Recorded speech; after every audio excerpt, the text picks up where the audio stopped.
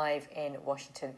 Well, of course, as we've been hearing, the divisions in the Republican Party are very much to be seen as we see how the votes went in that vote for the impeachment proceedings. Let's get more on this. I'm joined now by American political strategist Erol Morkoc in Florida. He is Vice Chairman of External Relations for Republicans Overseas UK.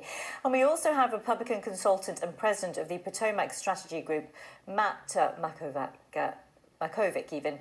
Thank you to both of you joining us from Houston, Texas. Firstly, let me start with you, Erol. What's your reaction to the second impeachment of Donald Trump? Well, it's certainly directly a shame and a dishonor as they wish it to be. However, as they have cheapened the currency of what impeachment means, it doesn't perhaps carry the same gravitas nor the healing aspect that we have really been hoping. Keep in mind, he's being impeached for this trumped-up theory of insurrection, which, if anything, points to the sort of cosmopolitan bias that the left has continued to show to imply that this ragtag bunch of criminals and thugs who do not represent the Republican Party or any of our law and order message that the core of our and entire base believes in, as well as our, not even our base, just our general voters, the voters of the family, the voters who believe in America first. And those were not people who demonstrated our party the same way that we don't point at Antifa members or the violent agitators who completely co-opted what was a peaceful Black Lives Matter movement and turned it into chaos. Mostly from outside actors, white agitators, Antifa agitators. Erol, we're making quite a few points there. I'm just going to bring Matt in.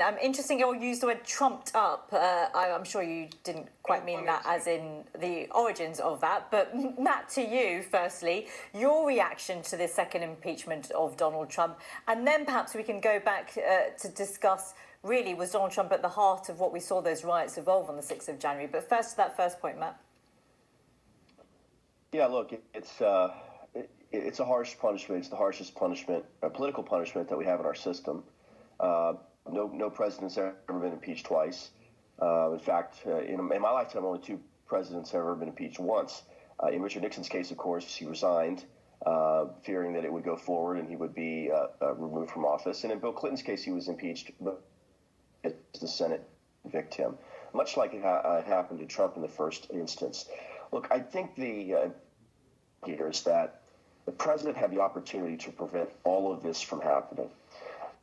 I challenge election results in several states through the legal system. He put together the single worst legal team in the history of the law. They presented almost no real evidence. They lost more than 60 cases, many of which were on the basis of not having standing, but some of which were, in fact, on the basis of actual argument. And at the end of that, he should have done the right thing. He should have said, look, I still believe we won the election, but the record now shows that we didn't, and that President-elect Biden is going to be President of the United States on January 20th. He could have promised a peaceful and orderly transition weeks ago, preventing the need for, yes, a ragtag bunch of 1,000 people who rushed our Capitol, 100 of which had weapons, and that didn't happen. He continued to push the big lie that... It's interesting, Matt. Sorry, there's a bit of breakup on your line, but it's interesting hearing you say that, he didn't do that when he had the opportunity to. Erol, you've already alluded to the fact that you don't believe that Donald Trump is responsible for what happened at the Capitol building, but do you lay any responsibility at the foot of his door? No, I don't lay any direct responsibility at the foot of his door. Donald Trump, if you look at what he... But why not, Erol, given the fact that he gave an address... Because, and I'll answer your question very directly. If we impeached every politician who gave a firebrand speech to a group of partisans who then went and took that and extrapolated and co-opted that message, just like extremists in Islam don't represent Islam. So Donald Trump, he said a peaceful march, get your voices heard. I will concede that his actions and his populist message was then taken as a false flag attempt to make Trump supporters look terrible. But again, those people do not represent our party. Donald Trump is responsible for having perhaps made a climate where somebody like that felt like they had the agency or the support of our party. But a lot of those people, I'm sorry to say, have severe psychological issues, these QAnon individuals. Well, these Erol, people... we should just remind our viewers that at the time during Donald Trump's address, he did say that he loved his supporters and he loved the people that were protesting outside the Congress building. He then backtracked that and said that they do not align to his ideals. Matt, I just want to come to you. Clearly, both of you are part of the Republican Party, and yet you're not agreeing on the man that is Donald Trump. Matt, what is the future going to be for the Republican Party? Well, when you lose the White House, you're always a bit in the wilderness. The Democrats dealt with this for the last 4 years. Republicans dealt with this for the 8 years before that. You don't have one leader. And before Wednesday, President Trump probably would have remained our undisputed leader for some time. I think that now has changed. I think a lot of Republicans can look back on his first term for some significant policy successes. The tax cuts, the strong economy before COVID, rebuilding the military, conservative judges. Oh, Matt, I'm so sorry. We've got a bit of breakup, quite a bit on your line.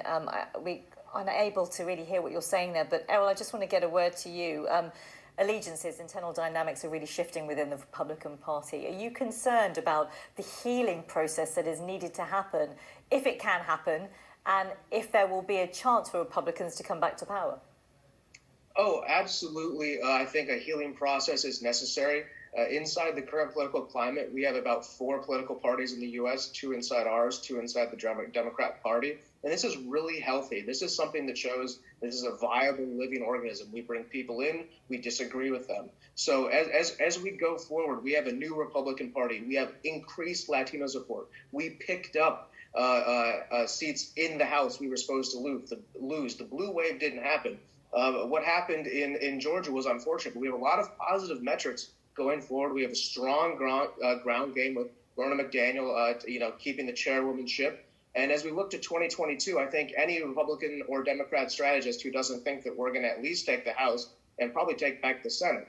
And that's where Newton's third law of every action having an equal and opposite reaction. Just like the Democrats saw what happened with the filibuster, a revigorated, refocused Republican Party back on its traditional values, with Donald Trump perhaps playing a kingmaker role, or actually if he decides to be the candidate, it's his purview to do so. The Republican Party is strongly poised for a 2022 and beyond. So we lost the battle, but we have not lost the war. And of course, congratulations to Joe Biden. Okay, well, thank you. Matt, apologies to you. We seem to have a real bad line connecting to you in Austin, Texas. But to both of you, thank you so much for sharing your thoughts with us. Thank you. Thank you for having me.